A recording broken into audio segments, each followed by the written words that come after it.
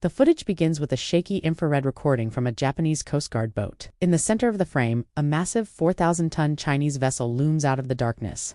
The audio is a distorted wash of wind and mechanical groans, punctuated by the frantic shouted commands of the Japanese crew as the steel hull of the intruder presses inexorably closer. This is not a drill.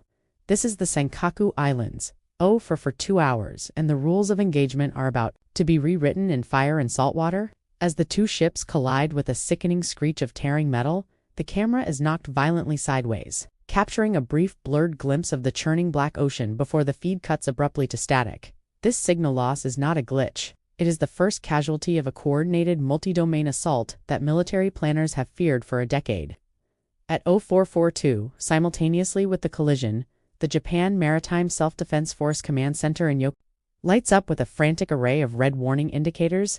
Satellite reconnaissance confirms that what initially appeared to be a routine patrol of the China Coast Guard is actually a screening force for a maritime militia flotilla, numbering in the hundreds, swarming toward Utsuri Island like a slow-moving oil slick. The strategic intent is immediately clear to the analysts, staring at the large tactical displays. A fait accompli, a rapid seizure of territory designed to present Tokyo and Washington with a settled reality before breakfast. But Japan does not hesitate. At 0515, the Prime Minister authorizes Operation Rising Shield, a contingency plan that mobilizes the Amphibious Rapid Deployment Brigade, or ARDB, the country's elite marine unit.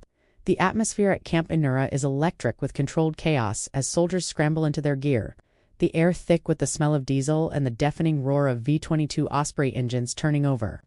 These men are trained to retake islands, but tonight they are being asked to hold one against overwhelming odds. By 0545, the first wave of Ospreys is airborne, flying low over the wave tops to minimize radar cross-section, their interiors bathed in the eerie green glow of tactical lighting. Inside the lead aircraft, the platoon commander checks his tablet. Watching the blue icons of his unit move toward the jagged coastline of Utsuri, the plan is a vertical envelopment to land on the high ground and establish a defensive perimeter before the militia can offload their heavy equipment. As the Ospreys flare for landing, the sensory experience shifts from the hum of aviation to the sharp crack of kinetic combat.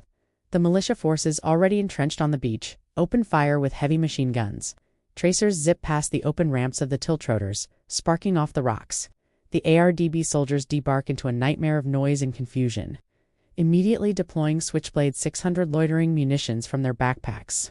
These suicide drones scream into the sky, their cameras relaying high-definition footage of the enemy positions before diving aggressively into the militia's landing craft. The explosions bloom like angry orange flowers in the pre-dawn gloom, sending plumes of water and debris into the air.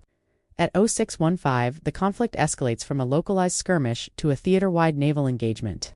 The JS Maya, an Aegis-equipped destroyer stationed 50 miles to the east, detects a new threat, a Type 55 high-class destroyer, the pride of the plan, emerging from the radar shadow of the militia fleet.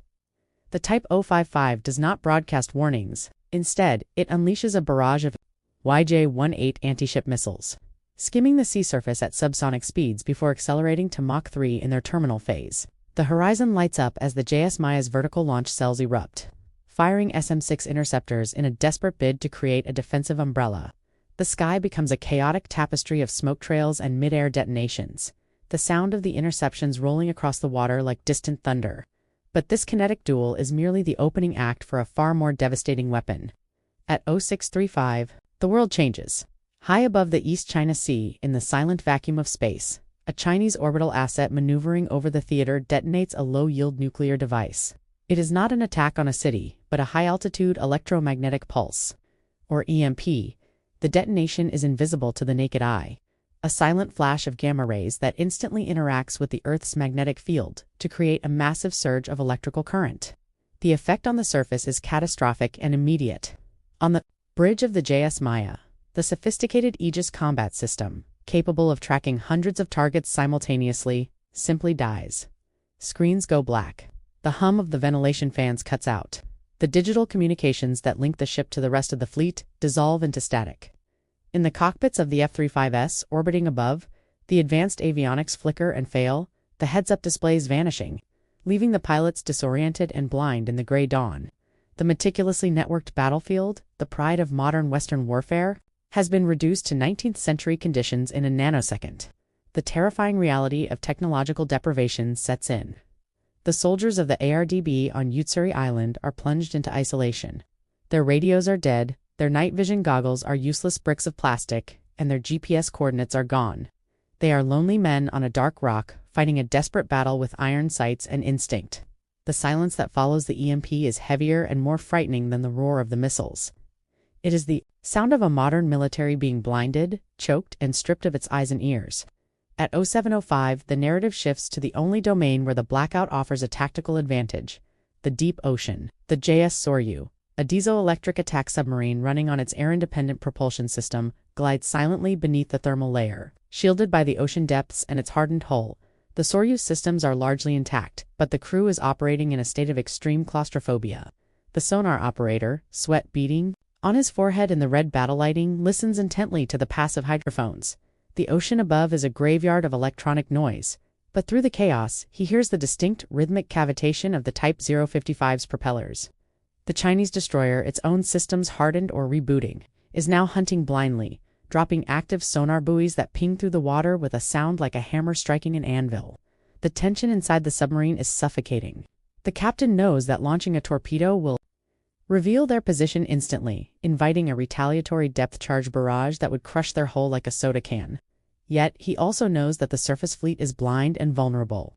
It is a standoff played out in the dark, a game of three-dimensional chess where one wrong move means death. By 0745, the situation on the surface has devolved into a brutal close-quarters brawl. With long-range sensors offline, the combatants are forced into visual range. The JS Maya, its crew frantically working to restart the gas turbines manually, drifts dangerously close to the militia fleet. Sailors line the rails with small arms, preparing to repel boarders in a scene that feels anachronistic, a haunting echo of naval battles from centuries past. The sun is fully up now, revealing the scale of the devastation. Burning hulks of landing craft litter the shoreline of Utsuri, and the sea is slick with oil and debris. The ARDB, low on ammunition and completely cut off from command, forms a tight defensive circle. On the high ground, their discipline holding the line against the militia's sheer numbers. They are waiting for a rescue that may never come, or for the order to retreat that they cannot hear. At 0800, the tension reaches its breaking point. The captain of the Soryu detects the Type 055 preparing to fire its main gun on the defenseless JS Maya.